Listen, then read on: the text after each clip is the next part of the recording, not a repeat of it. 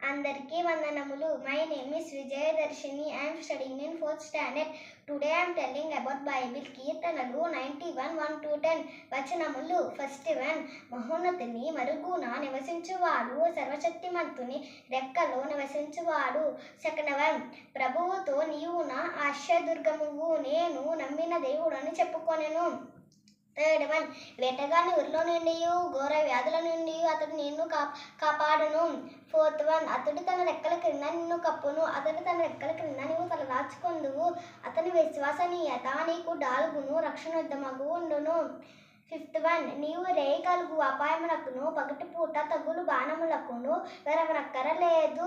Sixth one, చీకట్లో సోకు అంటు రోగమునకును మిట్ట మధ్యాహ్నము హాని చేయవారికి భయపడనక్కరలేదు.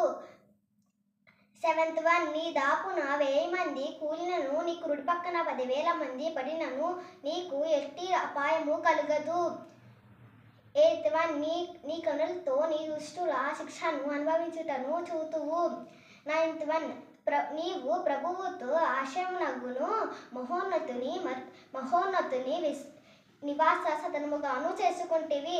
10th వన్, నీకు ఎట్టి కీడు సంభవించదు, నీ ఇంటి చెంతకు ఎట్టి అంటు రోగము రాదు. అందరికి వందనములు.